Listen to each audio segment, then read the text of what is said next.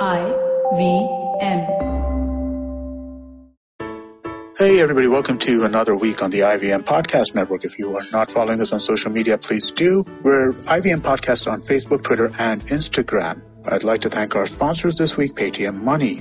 As we head into week 4 of lockdown, we're doing our best to make sure that we maintain our schedules and try and get you as many of the podcasts that you're used to listening as we possibly can, but beg your indulgence if there are any slippages in schedules and times. With that, let's just get on with your show.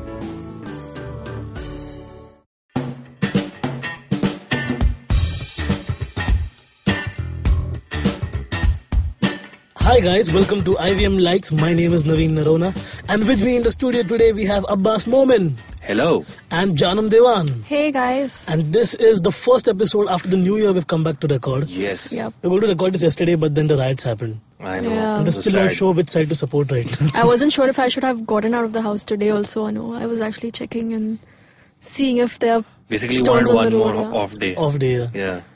I work from home. It's like Google News in the morning to see if something is happening. Yeah. I just Google News. I don't know how to find news. Twitter. No, I know, like usually it's all social media, but like Yeah. about like the trains getting cancelled, it comes very late on Twitter. It's after people tweet about getting stuck or something. Yeah. But I don't follow the people. I just like But, decide. I mean, not that I support the Bandh, but yesterday I was like, if this amount of people would travel in trains normally, it would be such a peaceful life because most trains were like really empty. Yeah, even the roads. Because everybody was on the track Such a- stopping the train. That's what Actually. Anyways, we digress. But while we are here, we're now here to recommend some stuff. Because on days like yesterday when people are stuck at home, can't do anything, Yeah. you need something to watch. Exactly. So You till the need next, something to do. right? Yes. So what I did yesterday was watch this documentary. So Okay. I'll just kick off into this. The thing I watched is called The Toys That Made Us. Okay. And it's about action figures and how they all came to be. Right. And it's an 8-part documentary series, but 4 episodes are out right now. And it's Star Wars, Barbie, He-Man, and G.I. Joe. The big And ones. The big ones. And So we, each one has a different episode, yeah. Okay. And it's directed by this guy called Tom Stern, who has a good understanding of how to even do this, you know. Right. Like the storyboarding of this whole documentary, there's some fictional elements where they are going back into past Right. to recreate them, but also using the toys as just like toys that we used to like do as kids, you know, like play with them and create narratives. He does a lot of that as well along with the toys, like, you know, doing a narrative flip with the toys. Like, for example, if he's talking about He-Man and something bad had happened, then Skeletor laughs. Right. And the action figure of Skeletor comes up. Like building the narrative exactly. of the toys into the episode. Yeah. So all these little things was what made me appreciate this show a lot. It's something for everybody because we all had like Barbie dolls at some point, Yeah. or played with somebody else's action figures if you couldn't afford it. I had a He-Man toy though, Yeah. and back then I had no idea how precious it is because he had those thick legs which were rotatable. Is Right. that a word? Yeah. So I would just like take them and keep rotating them and broke it one day without any context. As to Did you how. have the Castle Grayskull set? No. No, even I didn't have that. I always wanted That's it, what but the it rich was American kids exactly. I was too expensive. So at one point you do realize how weirdly capitalist all of this is, and like you're buying into this weird Yeah. thing. But for most people, these toys are not toys at all. Exactly. They're more than Yeah. that. You know, Yeah. there's people who, like when you watch the G.I. Joe episode towards the end, they talk about how people who had father figures who left them and all, Right. used to talk to their toys about their problems and all. So it's depressing in a way, but also realistic for them, Right. because that's what it is. So do check out the documentary, The Toys That Made Us. Yep. 4 episodes are out on Netflix. Actually, based on that, you should also check out this other show called Toy Hunter. Oh, yeah. There's this guy called, I forget his name, Jordan Hembro or something. So basically, first season, 11, 12 episodes, where each episode's in a similar vein. He goes out, it's kind of built like those, like he sets a target of the money he has to make, and then he buys all these second-hand toys and then assumes how much he'll be able to sell it for, and then will he be able to reach that target. But it is very toy-centric, and it's a fun show also, so you should check that out as well, Toy Hunter. Jordan Hembro only. Jordan Hemroli? Good memory, your boss. Oh, okay. So yeah, that's my semi-recommendation based off your recommendation. Okay. But the thing that I'm actually recommending is actually an article. So I'm still reeling from The Last Jedi. You can check out me and Naveen talking about it on the Geek Fruit podcast as well, another plug. But there's this very interesting article I came across written on the website Medium. It's written by this guy whose username is @mastqalandar. And it's the title of the article is Rumi, Bulle Shah and the Last Jedi. So basically this writer, whose name is Jahanazeb, Is he Indian? No, he's Pakistani. Oh. He's tried to equate so there's spoiler alert, but there's Yoda in The Last Jedi, and basically the crux of The Last Jedi is the Jedi Order is destroyed, the books are gone, and the Jedi Order has to figure itself out. So he's kind of taken that and equated it with the spiritual poetry of Rumi and Bulle Shah, about how they talk about how the higher power that we talk about, the religiosity that we search for in an exterior manner, it's actually inside you. So if you believe in yourself, you'll actually achieve what you want. And he's tried to equate that with what exactly the Jedi in Star Wars stand for. And I remember when George Lucas wrote the original films, he was very influenced by Eastern philosophy. Like the Jedi Order is kind of like a mishmash of Buddhism, Hinduism and Persian spirituality. And Eastern films as well. Eastern Kurosawa. film, exactly, yes, of Japanese cinema as well. So it's a very interesting article. He's actually taken excerpts from the poetry of Bulle Shah and Rumi and sort of side by side compared what Yoda says in the film and how if you translate those Punjabi poetry into English, it's roughly exactly the same of what Yoda says. So it's a very interesting article. Do check it out. If you Google Bulle Shah Last Jedi, I'm sure that's the first thing that will pop up on. Nobody's going to write an article apart from someone. Exactly, like, yeah. So it was very interesting for me to see this. So check out this article. It's called Rumi, Bulle Shah and the Last Jedi. It's a very short read, so just check it out. Nice. And last but not least, Janam. So I'm recommending an animated short film called Here's the Plan. It features a cat and a dog who's a married couple, and they are both moderately earning, not too well off. Okay. And they keep referring to a plan they have. So both of them are very fond of baking. And they keep baking these beautiful, cute cupcakes in the That's why you ended up watching it. Yeah, I did. And yeah, they keep thinking of opening this bakery, and they start working on their plan. They have one day they're baking, and the oven cracks. It bursts open or whatever, and they don't have any money to replace it. So the wife comes up with the plan. The wife is the cat, obviously. She says, "Ki we'll get individual jobs, earn more money, and sponsor our bakery." So they go out to do that, but over the years they lose sight of their plan, the dream. Yeah, this is like Up, the movie. Yeah, I was just thinking about it. Yeah, Okay. I thought a lot about Up while Okay. watching this, because the whole theme is very emotional also. Okay. But is there a flip towards the end? Yeah, I won't okay. reveal that because Yeah, then I don't want to reveal the entire Yeah. plot, but yeah, there is till the end you don't know exactly how it's going to end and what's going to happen. Okay. How is it old? Is it new, the film?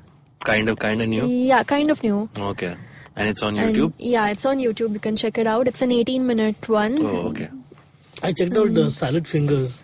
Oh, And it was so weird. it is. But it's fun to watch. Like, just like keep watching Okay. How much did you watch of it? like 3 episodes. Okay, like the first 3. Yeah, like he just puts a nail through his hand and just stares at it. So I'm like, Janam's watching some messed up shit on YouTube. But this is Yeah, more this- family friendly, Yes, I yes, presume. this is all Yeah, nobody nothing gets cooked in the twisted. oven. Yeah, nobody. Are there other characters in the film, or is it just the cat and the No, dog? it's just the cat and the and the dog. The cat, Oh, Tom and Jerry. cat and the dog. Yeah, Okay. so yeah, it's pretty cute and adorable. And What's it called again? Here's the plan. Here's the plan. Oh, okay. That sounds interesting. So that's our recommendations for now. I recommended the documentary series The Toys That Made Us on Netflix. I recommended an article called Rumi, Bulle Shah and the Last Jedi. And I recommended Here's the Plan, an animated short film on YouTube. Awesome. So we'll take a small break. And there's the plan, guys. We'll come back from the break and talk about it. Advertising is dead. Yep, you heard me right. Advertising is dead. We're all in the content business now. Let's not call it news, TV, radio, etc., etc. It's all content, and we're in the middle of this weirdly exciting phase where all the borders and lines that have been drawn over decades has been swept away by this lovely thing called the internet. We're a show where we don't dwell on just the stuff that is now, but rather the wider stuff about advertising, media, content, and the whole goddamn circus surrounding it. Tune in every Tuesday for our weekly unboxing of the mystery box we used to call advertising. I'm Varun Dugirala, co-founder and content chief at The Glitch, and this is my new podcast, Advertising is Dead. Cool. We are back on IVM Likes, and I'm here with Abbas and Janam. And this week, Jumanji is out in the theaters. Yep. Anybody going to watch it? I will actually watch the first one and then Go back? Well, you have yeah. seen the first one before? I right? have watched it, but Okay. it's been many years. Many years, yes. We should do that. We should Proper. sit and watch Jumanji. Jumanji, yes. One of these days. Because I think what happens in all of this, the craze to produce new films is that somewhere down the line they forget the fact that, there's a generation that enjoyed the movies initially and they probably won't come back to it. Yeah. Whereas we are the audience that they're looking for to go back to. Yeah. But I don't know if I want to, sometimes it's corrupted, sometimes it's not corrupted. That's the Right. whole point of what we're trying to talk about today. Is that nostalgia is great, Right. but Yeah. is it too much shoved in our face right now? And in all of that, does original content get lost? Right.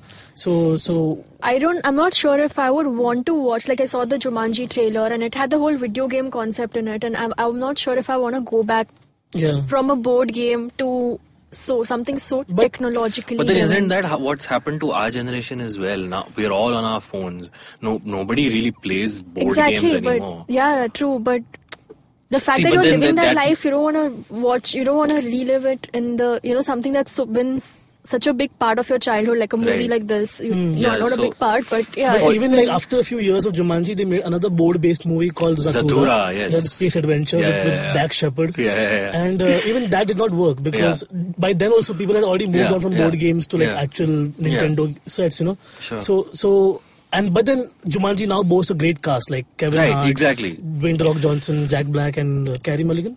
No, not Carey Mulligan. Karen Gillan. Karen Gillan. Yeah. And Karen Gillan. Yeah. So they have a great cast that kind Yeah. of like entices you to go. But then Exactly. I saw the Power Rangers that came out recently, which was utter garbage. Really? I found Okay. I because haven't seen it, but I've heard good it's things utter about garbage. it. Okay. Because it's the same beats, but like Elizabeth Banks, I like her, but I don't now. Okay. Like I hate her now.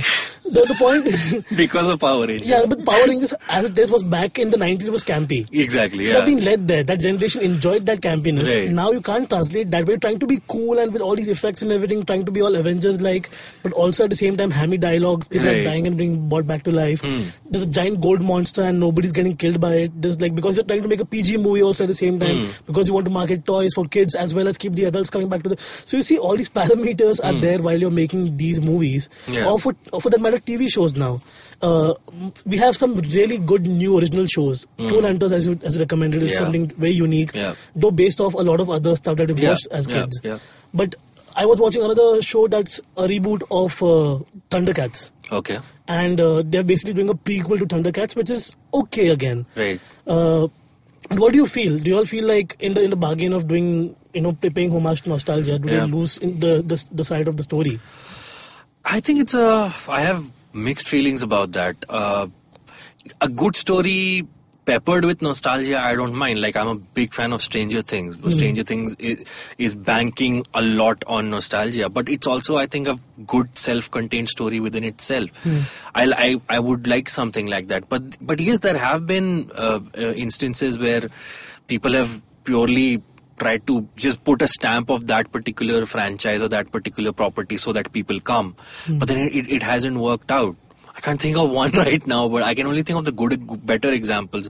Blade Runner 2049, for Yeah. example, I saw. Yeah. Was a very good film. Yeah. Even though it had the Blade Runner brand name on it, it was a very well told story, and it didn't reek of nostalgia. It wasn't like, let us put this particular thing there, this character, just for the sake of having Easter eggs, yeah. Easter eggs. Yeah. Yeah. It was a good, well told story with the proper amount of Easter eggs and the proper amount of continuation of the story. So that I like. But yeah, I mean, we live at. I was actually watching a video on YouTube about the video was kind of shot in the 80s, 70s, 80s, but it was a current video. And someone in the comments had mentioned that people in the 70s and 80s were like, what do you think the 2000s will be like? And we all thought there'll be flying cars, and all we're doing in the 2000s is just trying to go back to the 70s Exactly. and 80s. So yeah, it's kind of like we all. Even our New Year parties are retro themed. Like this, everything Yeah. is just like going back to being groovy and Yeah. And I don't want the 90s to come back. That's the whole point, right? Like we imagine that 80s maybe they'll recreate 80s a lot now in this current time and age. But 90s, why would you try to bring 90s back? Like, It's too soon. it's too soon. It's just like we just went out from the 90s now, because there's no bridging, right? There's no proper bridging of that nostalgia factor in the first place, because we just went out of that. Right. Like we just like left our bags home and like came to work. That's how it feels like, Isn't that that's very realistic also? Like, we all just had this existential thing on our faces. No, but like we mentioned Jumanji, right? It's almost like the studio bosses were like, we've got The Rock, we've got Kevin Hart, we've got Jack Black. Now, if only we had some property that would just make people come. And they were like, yeah, Jumanji, let's put Jumanji, the brand name on it, and then we have the complete package. So in those, I haven't seen Jumanji, the new one, so I can't comment on how good or bad the film is. But that is an example of how let's take this certain and then just pepper it with this brand name and have people line up on the streets to watch something just because they're familiar with it. So yeah. I think one of the reasons they are doing this, like, the bringing the 90s back is because if you see, the internet obsesses so much about the 90s kids. I think the 90s kids are like the freshest batch of young adults. So we've just grown up, watching so much of Cartoon Network and a lot of these shows and BuzzFeed movies. for this. Because they went around like only 90 kids will remember, and now it's just because it was the 90s kids who were writing those things. They don't have any palpable experience of time before the 90s. So they keep cashing into that. And our generation is the one which has been seeped into that capitalistic mold. Like even a photo of Parle-G makes like exactly. So our generation is the one that is being made to make sure that we don't let go. One way we can also look at it, obviously, now is that they are recreating a story or like retelling this for a whole new generation. Because we enjoyed that, we move on from that. The whole point being that, for example, tomorrow our kids might not be able to enjoy Popeye the Sailor Man. Imagine that. Like obviously they made the show in back the 60s. Yeah. So we got that because TNT and Cartoon Network came to us late, and now the kids have internet, so they'll probably never Google Popeye and never find out the beauty of that show. Exactly. So that scares me. But if somebody makes a Popeye real action movie or like a reboot of that, but that's the question. Why are you scared of the fact that the next generation will not find that? We found it, we enjoyed it. The next generation should find their own thing. But that's because information before that never existed, right? Like the early 1900s were like a dark period where people were reading papers, right? So now from them we went to making motion picture, and everything that has happened since then has shaped the modern day motion picture or TV shows that we watch. So there's a legacy to it. We try to go back to it, obviously. Like if you're watching Doctor Who now, as you said, you'll go back to and trace Doctor Who's very beginning and then come back to the modern time and age. So 20 years from now, Doctor Who doesn't exist, then they'll never enjoy that because they'll not even go to understand it. The Doctor Who will exist because the bosses want to cash in on that brand name. It's a far-fetched hypothetical situation. No, I'm pretty sure 20 years from now, I mean, look at the comic book. Superman, Batman were created in the 1940s. They still exist because they sell, because they don't want to let that brand name go. So I'm pretty sure 20 years from now, Star Wars will exist, Doctor Who will exist, Star Trek will exist. All of these mega brands will obviously exist, if not be bigger and more worthy than they are now. How will you watch movies in the 20 years baad, man? Like, I don't know. Just like it'll be in our glasses. In our glasses, yeah. Like streamed wherever you want. One glass Netflix, one glass Amazon Prime. I hope the government gives us Lazy Boys. Now we're talking about like WALL-E. Yeah. So also like there's a Hollywood blacklist for scripts, right? Where all these original screenplays keep bouncing around, and no one wants to touch this because they don't know if they'll make money out of it. Exactly. Yeah. It also becomes all about money eventually. It is. Yeah. Which is unfortunate unless you have like a really major star. Like we were talking about Arrival, and I loved that movie, and it was based off a short story which was in an anthology of science fiction stories that guy wrote, Ted Chiang. But then it had Amy Adams attached to it, and she's someone who's an Oscar winner. She's known. Similarly, Gravity was a big hit, an original story, but then it had George Clooney and Sandra Bullock. Again, two big stars. But Arrival did not make that much noise when it first came because they had very minimalist marketing because they didn't want to reveal what's happening. Yes, that's true. That's understood. Even Inglourious Basterds, when it came out, it was one of those scripts that nobody wanted to touch. But then it Because- had Tarantino attached to it, and so anything. Then obviously Tarantino touched it, and then like obviously Right. he wanted to like go behind it because Okay. he wanted to do that movie back in the 90s before Yeah, he did yeah, anything that's else. true, yeah. But it was not the right time for it. So maybe original stories will now slowly come out in their own time. Even horror, I think- horror. If you look at Yeah. horror genres now, everything is like Pet Sematary Yeah, 24 that's true. or Yeah. Evil Dead is just going on, and But I think that's where the better scripts are going to television. That's why we see so much original Exactly. television happening. Yeah, yeah. Because now writers and filmmakers have figured out that that's the medium that is giving us more room to grow Exactly. rather than the films. Because films are getting more and more expensive by the day, and they want that certainty that this. I mean, last year Justice League underperformed. I mean, that we would never have thought that a Justice League movie will not do but good at the box office. But it So did. speaking of horror and nostalgia, I have to say I really enjoyed watching It last Okay, year. right. It was just Exactly. yeah. I mean, even those kids, like it reminded me a lot of Stranger Things. I actually watched Stranger Things after it, so it's just So let me ask you this, Naveen. Like you said, Power Rangers was campy and it should have been left there.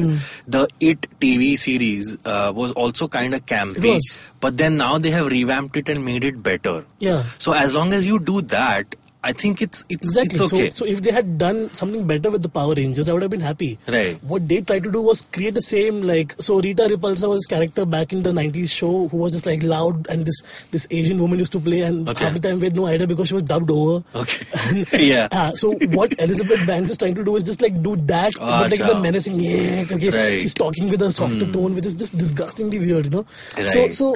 There has to be some level of like letting go of that and Okay. adapting a new style to it. Sure. Because what the miniseries did back in the 90s again with it Yeah. was that they dumbed it down for a TV audience, Yeah. whereas Stephen King's writing is menacing. Right, So that's true. even the movie does not cover even like 40% of the menace that the book has, but still does a Okay. decent job of horrifying you as a Yeah. movie. So But- I agree. Speaking of books, the one observation that I've made, because I read quite a bit of science fiction and fantasy. So if you see in the 50s and 60s, Isaac Asimov and Philip K. Dick, Yeah. all these guys were writing about a futuristic scenario. And even though their future did have conflicts, they were utopian futures. That in the future we'll be living in a world which will have robots and electronics and all of that. Yeah, gliding And- cars. Everyone has exactly. gliding cars. But and when I compare that to now, the kind of science fiction or speculative fiction that's been written now, it's mostly dystopian, right? Because even in those books, the idea is let them, like if you take the Hunger Games for example, let's send them to a time where it's almost Stone Age, where the scientific revolution has happened and it has failed, and yeah. now we're living in a world where everything is destroyed Yeah. and the man is basically now almost back to the Stone Age.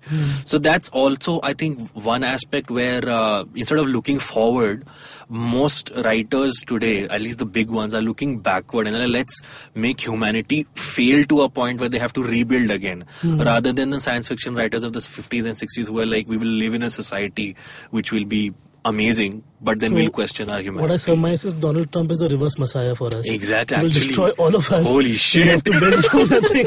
And on that note, I think we should wrap this up. It's a very bleak note to end on. Like in the dystopian future from now, there'll be like nuclear button enlargement pills. Yeah. Because that is Donald Trump is a really. dick. Let's end on like, what was the last really original thing you saw that you really liked? I liked Baby Driver. Oh yes, Maybe that was totally original and I really enjoyed it. Pretty, Yeah. that was good.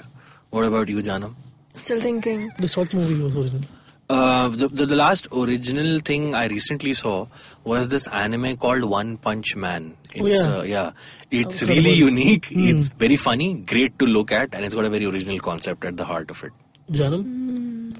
The last original thing I think I saw was Salad Fingers, because I haven't watched anything like that before. Yeah. Oh, you're in It's love with nothing. Salad Fingers. Yeah. Awesome.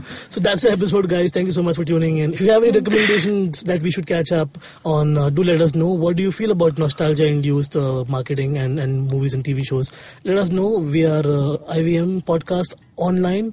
Find us. We are on Twitter as well. I'm no_Rona. I'm Janam Devan. I am at Abbas Moment. And this is IVM Likes. Thank you so much.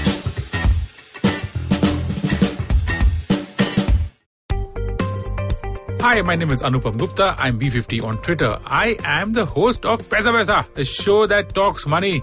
On my show, I speak to experts from every field of money and finance, from stock markets, equities, debt funds, credit cards, life insurance, every possible area of money and finance that you can think of. We even did an episode on cryptocurrency. I've got fantastic guests from mutual funds to personal finance experts everywhere. Robo-advisory, startups, just name it, we've got it.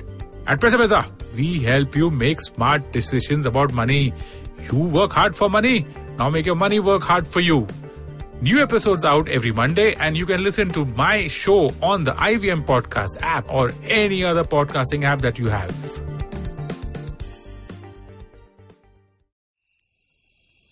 Do you have a night routine? Well, everyone has one. And the to-do list usually looks like this. Brush your teeth, set that alarm, get into your pajamas, and switch off those screens. But here's one more to add to that list. Tune into the Positively Unlimited podcast for a dose of positive action and tips on how to build powerful mindsets. Episodes out every Monday on the IVM Podcast app, ivmpodcast.com, or wherever you tune into podcasts.